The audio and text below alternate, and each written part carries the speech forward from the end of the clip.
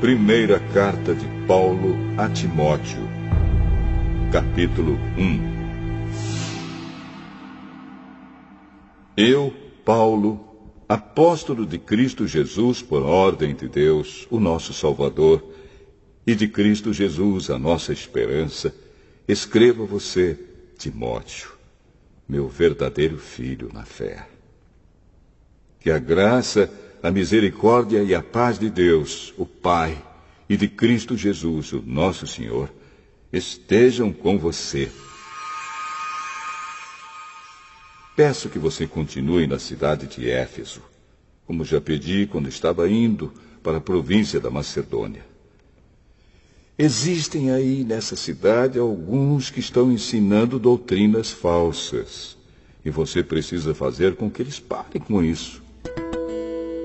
Diga a essa gente que deixe de lado as lendas e as longas listas de nomes de antepassados, pois essas coisas só produzem discussões. Elas não têm nada a ver com o plano de Deus, que é conhecido somente por meio da fé. Essa ordem está sendo dada a fim de que amemos uns aos outros com um amor que vem de um coração puro, de uma consciência limpa e de uma fé verdadeira. Alguns abandonaram essas coisas e se perderam em discussões inúteis. Eles querem ser mestres da lei de Deus, mas não entendem nem o que eles mesmos dizem, nem aquilo que falam com tanta certeza. Sabemos que a lei de Deus é boa se for usada como se deve. Devemos lembrar, é claro, que as leis são feitas não para as pessoas corretas, mas para os marginais e os criminosos, os ateus e os que praticam o mal, e para os que não respeitam a Deus nem a religião. São feitas também para os que matam seus pais e para outros assassinos. E para os imorais, os homossexuais, os sequestradores, os mentirosos, os que dão falso testemunho, e para os que fazem qualquer outra coisa que é contra o verdadeiro ensinamento. Esse ensinamento se encontra no Evangelho que Deus me encarregou de anunciar, isto é, na boa notícia que vem do Deus bendito e glorioso. Agradeço a Cristo Jesus, o nosso Senhor, que me tem dado forças para cumprir a minha missão. Eu lhe agradeço porque Ele achou que eu era merecedor e porque me escolheu para servi-lo. Ele fez isso apesar de eu ter dito blasfêmias contra Ele no passado e de eu ter perseguido e insultado. Mas Deus teve misericórdia de mim, pois eu não tinha fé, e por isso não sabia o que estava fazendo. E o nosso Senhor derramou a sua imensa graça sobre mim, e me deu a fé e o amor que temos por estarmos unidos com Cristo Jesus. O ensinamento verdadeiro e que deve ser crido e aceito de todo o coração é este: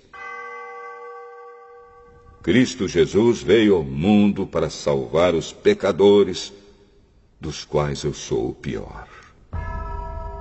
Mas foi por esse mesmo motivo que Deus teve misericórdia de mim, para que Cristo Jesus pudesse mostrar toda a sua paciência comigo. E isso ficará como exemplo para todos os que, no futuro, vão crer nele e receber a vida eterna. Ao Rei eterno, imortal e invisível, o único Deus, a Ele sejam dadas a honra e a glória para todos sempre. Amém. Timóteo, meu filho, eu entrego essa ordem a você. Ela está de acordo com as palavras da profecia ditas há muito tempo a respeito de você. Que essas palavras sejam as suas armas para que você possa combater bem. Conserve a sua fé e mantenha sua consciência limpa. Algumas pessoas não têm escutado a sua própria consciência, e isso tem causado a destruição da sua fé. Entre elas estão Himeneu e Alexandre, que eu já entreguei a Satanás para que aprendessem a não blasfemar mais.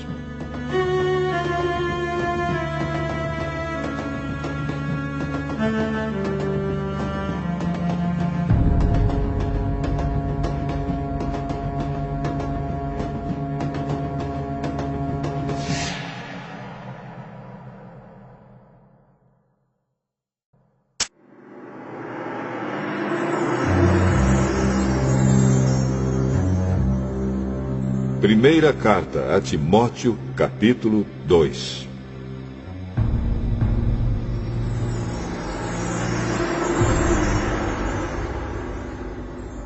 Em primeiro lugar, peço que se façam orações, pedidos, súplicas e ações de graças a Deus em favor de todas as pessoas. Orem pelos reis e por todos os outros que têm autoridade, para que possamos viver uma vida calma e pacífica, com dedicação a Deus e respeito aos outros. Isso é bom e Deus, o nosso Salvador, gosta disso. Ele quer que todos sejam salvos e venham a conhecer a verdade. Pois existe um só Deus e uma só pessoa que une Deus com os seres humanos, o ser humano Cristo Jesus, que deu a sua vida para que todos fiquem livres dos seus pecados. Esta foi a prova dada no tempo certo, de que Deus quer que todos sejam salvos.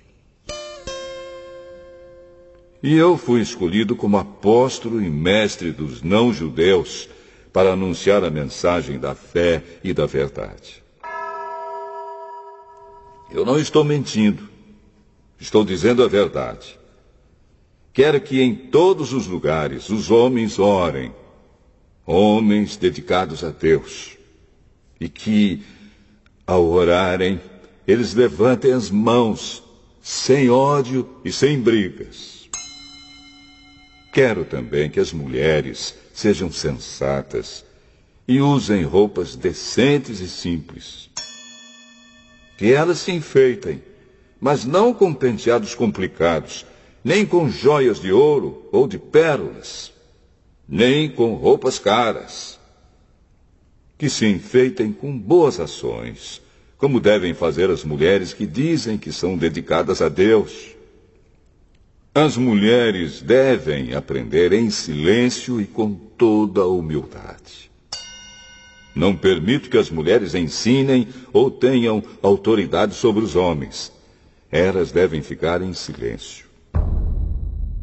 Pois Adão foi criado primeiro e depois Eva. E não foi Adão quem foi enganado. A mulher é que foi enganada e desobedeceu à lei de Deus. Mas a mulher será salva tendo filhos se ela, com pureza, continuar na fé, no amor e na dedicação a Deus.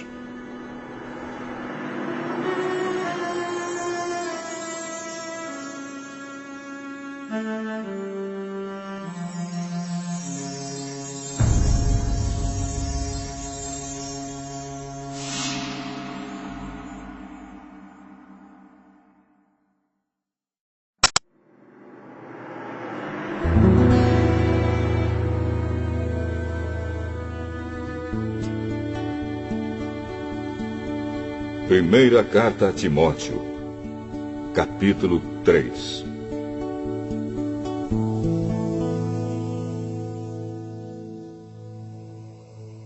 Este ensinamento é verdadeiro.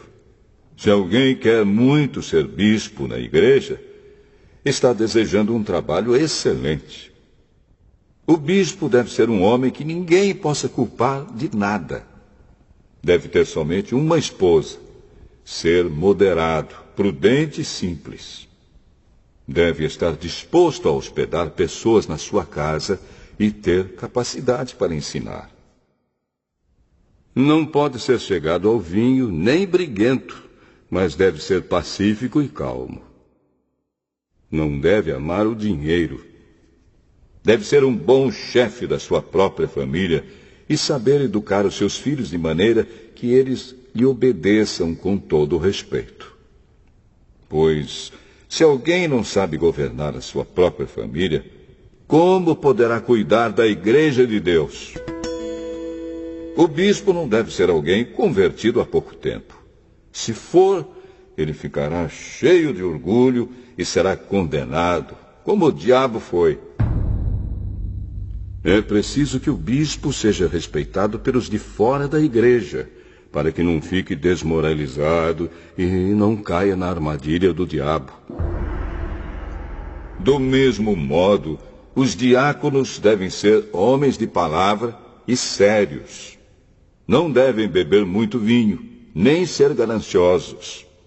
Eles devem se apegar à verdade revelada da fé e ter sempre a consciência limpa. Primeiro devem ser provados e depois, se forem aprovados, que sirvam a igreja. A esposa do diácono também deve ser respeitável e não deve ser faladeira. Ela precisa ser moderada e fiel em tudo. O diácono deve ter somente uma esposa e ser capaz de governar bem os seus filhos e toda a sua família. Pois os diáconos que fazem um bom trabalho conquistam o respeito dos irmãos na fé e são capazes de falar com coragem sobre a sua fé em Cristo Jesus. Escrevo essas coisas a você, esperando ir vê-lo logo. Mas, se eu demorar, esta carta vai lhe dizer como devemos agir na família de Deus, que é a igreja do Deus vivo, a qual é a coluna e o alicerce da verdade. Sem nenhuma dúvida, é grandiosa a verdade revelada da nossa religião. Essa verdade é a seguinte: ele se tornou um ser humano, foi aprovado pelo Espírito de Deus, foi visto pelos anjos, foi anunciado entre as nações, foi aceito com fé por muitos no mundo inteiro e foi levado para a glória.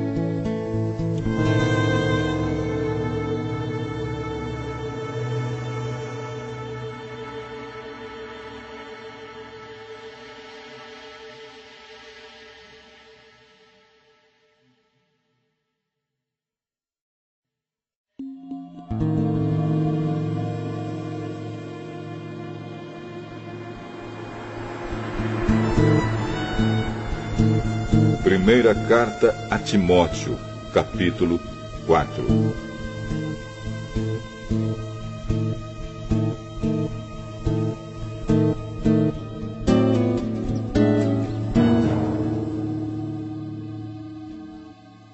O Espírito de Deus diz claramente que nos últimos tempos alguns abandonarão a fé. Eles darão atenção a espíritos enganadores e a ensinamentos que vêm de demônios. Esses ensinamentos são espalhados por pessoas hipócritas e mentirosas. Pessoas cuja consciência está morta, como se tivesse sido queimada com ferro em brasa. Essas pessoas ensinam que é errado casar e que é errado comer certos alimentos.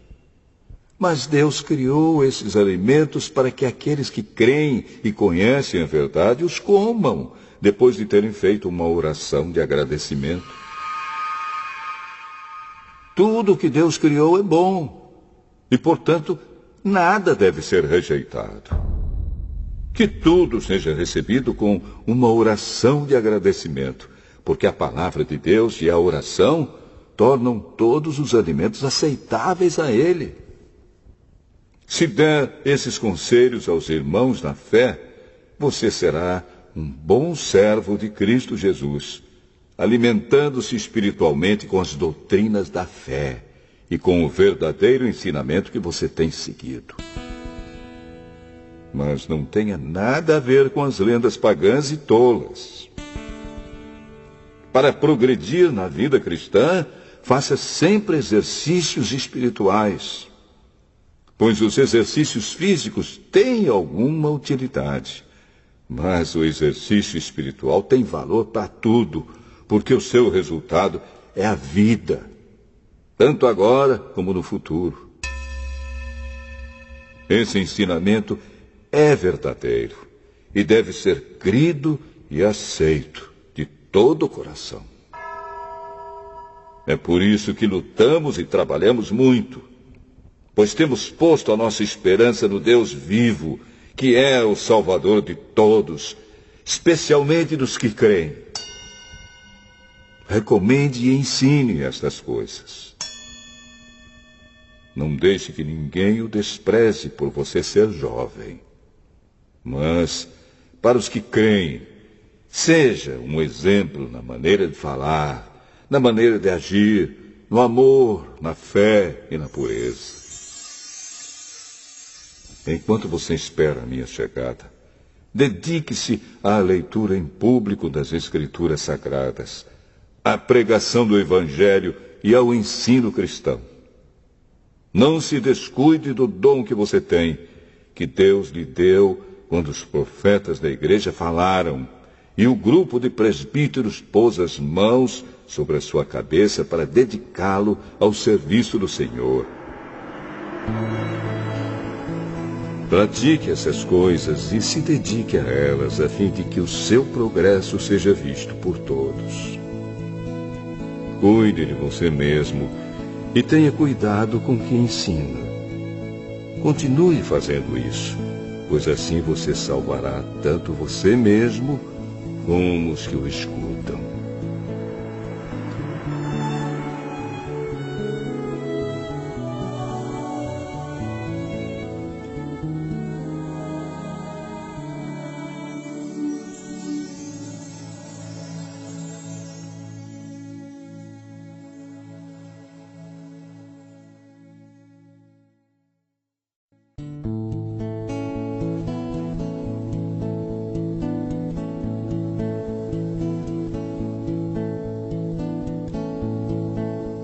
Primeira carta a Timóteo, capítulo 5.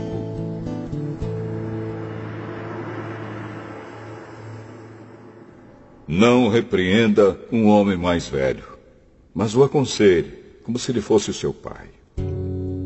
Trate os homens mais jovens como irmãos, as mulheres idosas como mães e as mulheres jovens como irmãs, com toda a pureza. Cuide das viúvas que não tenham ninguém para ajudá-las. Mas, se alguma viúva tem filhos ou netos, são eles que devem primeiro aprender a cumprir os seus deveres religiosos, cuidando da sua própria família. Assim eles pagarão o que receberam de seus pais e avós, pois Deus gosta disso. A verdadeira viúva, aquela que não tem ninguém para cuidar dela, põe a sua esperança em Deus e ora de dia e de noite, pedindo ajuda dele. Porém, a viúva que se entrega ao prazer está morta em vida. Timóteo, mande que as viúvas façam o que eu aconselho, para que ninguém possa culpá-las de nada. Porém, aquele que não cuida dos seus parentes, especialmente dos da sua própria família, negou a fé e é pior do que os que não creem. Coloque na lista das viúvas somente a que tiver mais de 60 anos e que tiver casado uma vez só. Ela deve ser conhecida como uma mulher que sempre praticou boas ações, criou bem os filhos, hospedou pessoas na sua casa, prestou serviços humildes aos que pertencem ao povo de Deus, ajudou os necessitados, enfim, fez todo tipo de coisas boas. Mas não ponha na lista as viúvas mais jovens, porque quando seus desejos fazem com que queiram casar de novo, elas abandonam a Cristo. E assim elas se tornam culpadas de quebrar a primeira promessa que fizeram a Ele. Além disso, elas se acostumam a não fazer nada e a andar de casa em casa. E pior ainda, aprendem a ser mexeriqueiras, metendo-se em tudo e falando coisas que não devem. Por isso, eu quero que as viúvas mais novas casem, tenham filhos e cuidem da sua casa, para que os nossos inimigos não tenham motivos para falar mal de nós. Pois algumas viúvas já se desviaram e seguiram Satanás. Se alguma mulher cristã tem viúvas na sua família, ela deve ajudá-las. Que ela não ponha essa carga sobre a igreja, para que a igreja possa cuidar das viúvas que não tenham ninguém que as ajude. Os presbíteros que fazem um bom trabalho na igreja merecem pagamento em dobro, especialmente os que se esforçam na pregação do Evangelho e no ensino cristão. Pois as Escrituras Sagradas dizem: não amarre a boca do boi quando ele estiver pisando o trigo. E dizem ainda: o trabalhador merece o seu salário. Não aceite nenhuma acusação contra qualquer presbítero, a não ser que ela seja feita por 2 testemunhas, pelo menos. Repreenda publicamente os presbíteros que cometem pecados, para que os outros fiquem com medo. Na presença de Deus, de Cristo Jesus e dos santos anjos, eu peço e insisto no seguinte: em tudo que você fizer, obedeça a estas instruções, sem preconceito contra ninguém e sem favorecer nenhuma pessoa. Não tenha pressa de colocar as mãos sobre alguém para dedicá-lo ao serviço do Senhor. Não tome parte dos pecados dos outros. Conserve-se puro. Já que muitas vezes você tem ficado doente do estômago, não beba somente água, mas beba também um pouco de vinho. Os pecados de algumas pessoas podem ser vistos claramente antes mesmo delas serem julgadas. Mas os pecados de outras pessoas só são vistos depois. Assim também, as boas ações são vistas claramente. E mesmo aquelas que são difíceis de ver, não poderão ficar escondidas para sempre.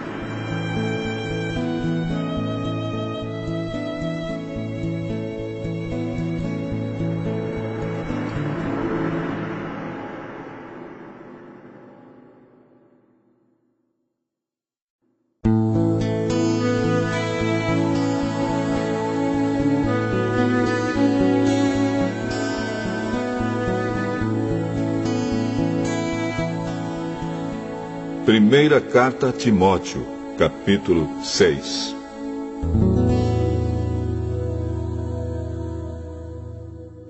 Aqueles que são escravos devem tratar o seu dono com todo respeito, para que ninguém fale mal do nome de Deus e dos nossos ensinamentos. E os escravos que têm dono cristão não devem perder o respeito por ele, por ser seu irmão na fé.